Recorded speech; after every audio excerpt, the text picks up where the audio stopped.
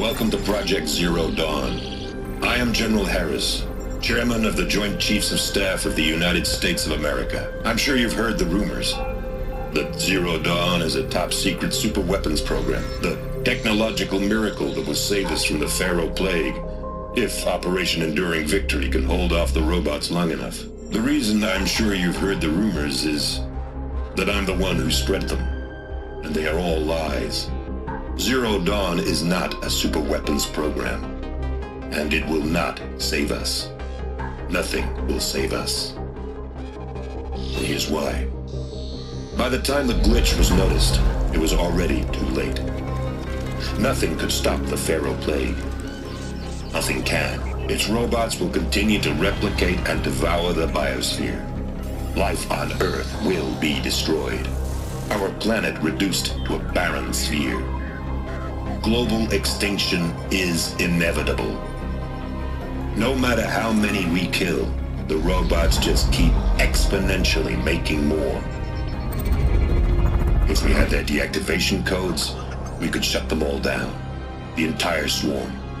But since their cryptographic protocols use polyphasic entangled waveforms, cracking a code set would take half a century. At best, we've got 16 months. Not exactly what you'd call a survival option. The destruction of a biosphere is not the sort of apocalypse you can wait out in a fallout shelter or a space station. There will be no Earth left to reclaim. Just a lifeless, toxic rock with several million Pharaoh robots on it, hibernating, waiting for something to eat. This is the horrible truth behind the lies of Operation Enduring Victory. My lies. Lies designed to inspire millions of innocents to sacrifice themselves in battle. Why?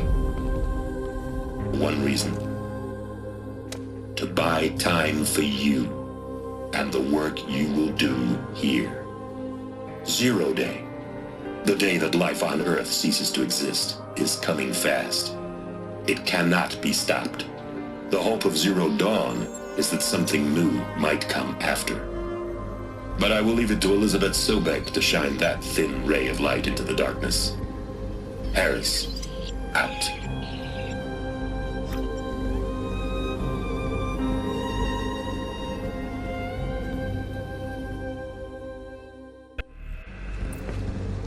Elizabeth Sobek. You've heard the bad news, and it's all true. The Pharaoh Plague is devouring the biosphere. Life itself will cease to exist. But does that have to be the end? What if we could give life a future? What if we could build a kind of seed from which, on a dead planet, life could blossom anew? This is the aim, the hope, of Project Zero Dawn.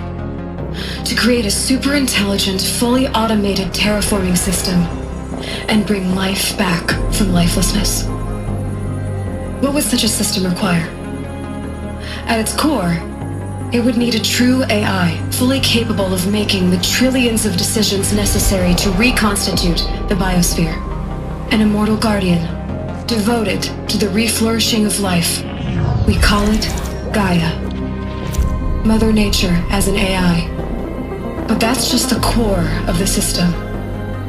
She will need to be surrounded and empowered by a comprehensive suite of subordinate functions. Think of them as extensions of Gaia's mind, each dedicated to a specific purpose. Now, these aren't AIs, but make no mistake, each presents an engineering challenge more profound than anything the human species has ever before attempted.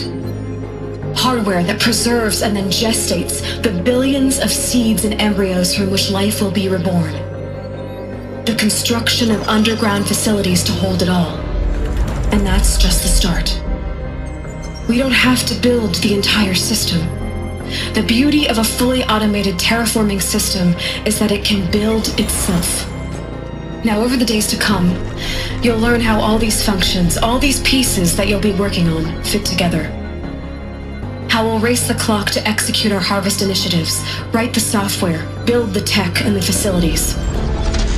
How we'll lock it down and seal it up before the inevitable occurs. But even more important, you'll know how it doesn't end here. How Gaia will generate those deactivation codes General Harris talked about, and build the transmission arrays to broadcast them, shutting down the Pharaoh robots for good. How Gaia will not just build, but imagine any conceivable robot it needs to do its work across centuries. From detoxifying the Earth's ravaged atmosphere and poisoned seas, to the regreening of the Earth from cryopreserved seed stalks, to rewilding the Earth with animal life. And then, when all that is done, how a new generation of human beings, spawned at cradle facilities around the globe, will partake of Apollo, the vast archive of human knowledge and cultural achievement from which they will learn of us, our world, and most important, how not to repeat our mistakes.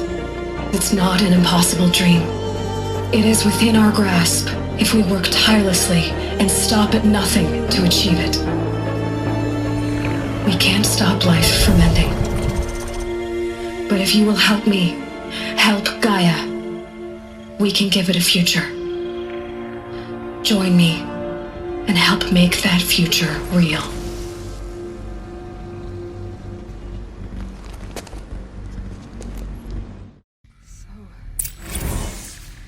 Whole Earth destroyed, but then remade? Yes. By a machine. A machine of creation. Elizabeth did this. For life, for us. But why Hades then? If it was part of Gaia, how did it end up in the wreckage of a Pharaoh robot? Why does it want to kill me? And Apollo, the archive of knowledge, what happened to that? I'm as confused as you are. Maybe the answers lie ahead.